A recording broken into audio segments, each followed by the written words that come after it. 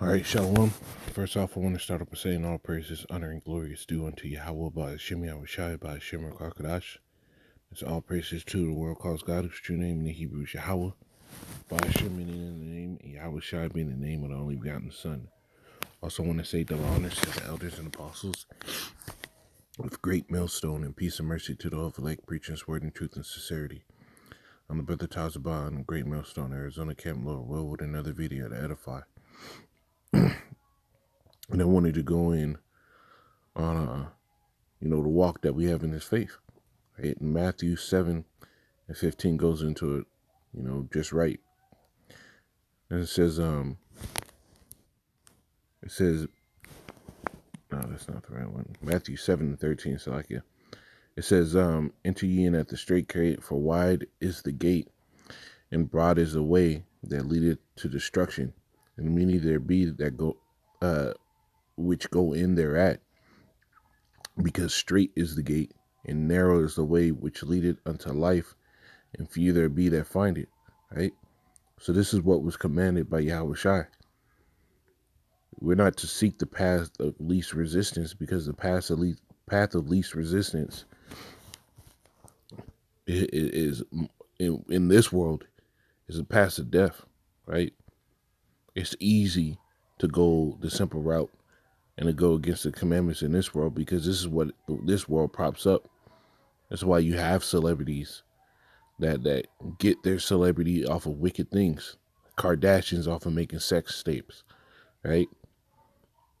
You got niggas that promote stealing and gun violence and shit, and they're able to get up, but you let you push a little bit of righteousness, they'll drag you to the mud. Look at that nigga Nick Cannon. He had to fold because he had to hold on to those riches. Right? We're set up in a battle that is to fight. The scriptures tell you, strive for the truth unto death, and the Lord shall fight for thee. Right? So that straight gate is that position of difficulty which we got to take. Because that's where our reward is going to come through. This is 2nd Ezra 7.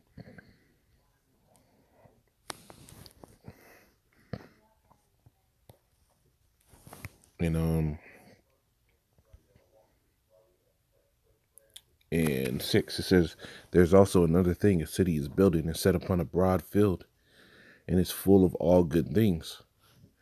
The entrance thereof is narrow, and set in a dangerous place to fall. Right? Like as if there were a fire on the right hand, and on the left hand, and on the left at deep water. Right?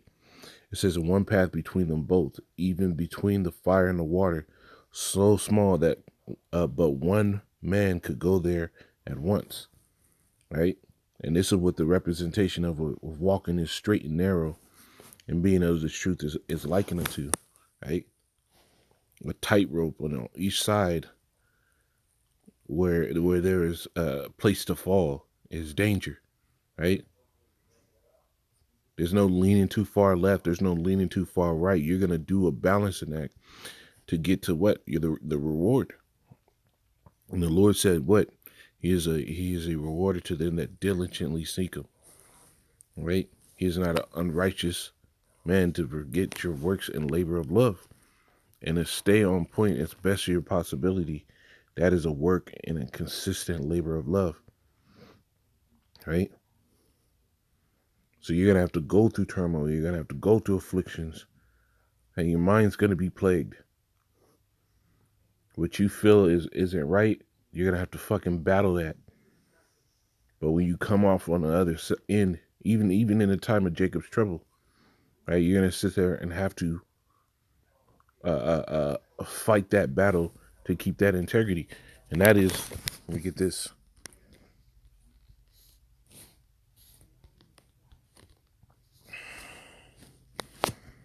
This is 2nd and 7 and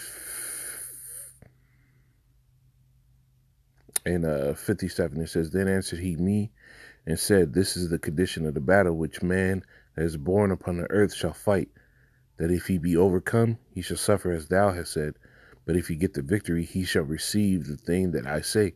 So that's the condition of the battle, right? To stay righteous while we're in the state of consistent contradiction for the righteous actions that we're trying to exude on this earth. Constantly berated with wickedness, constantly fighting our flesh, right? This is that battle you fight day in out. But that's the condition of the battle.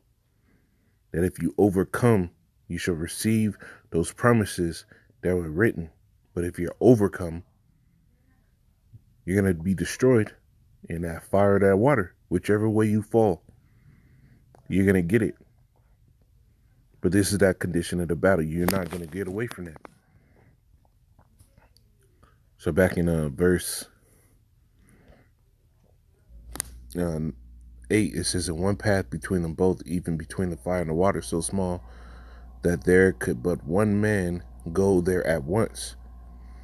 If this city now were given unto a man for an inheritance, if he shall never pass the danger set before it, how shall he receive this inheritance?"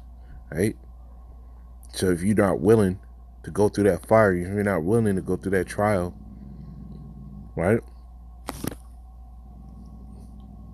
How can you ever expect to get the blessing that Yahweh Shemar Shai promised that he was going to come with? This is what we're waiting for.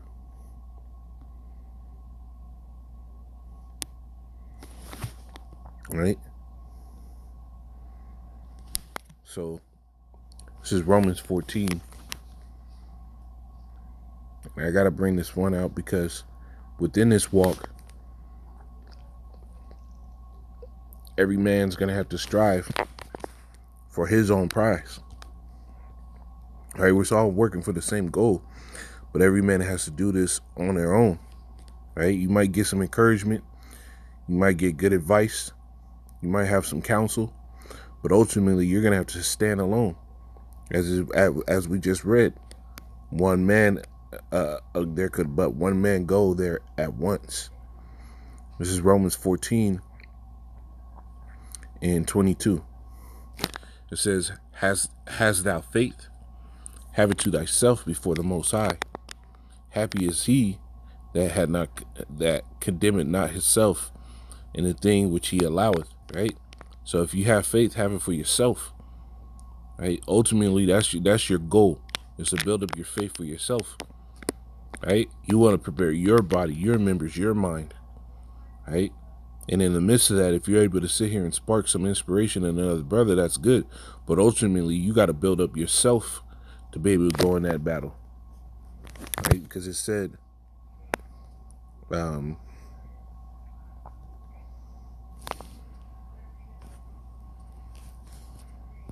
Romans 14 and 5, one man esteemeth one day above another, and another esteemeth every day alike.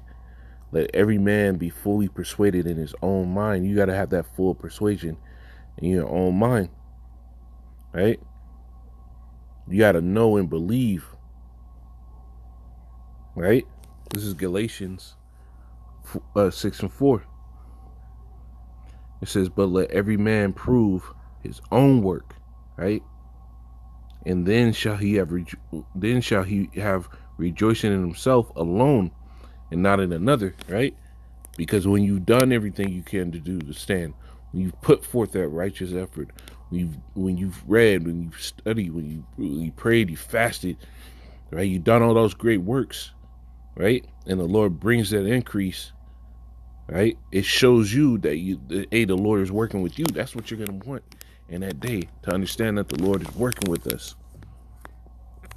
right?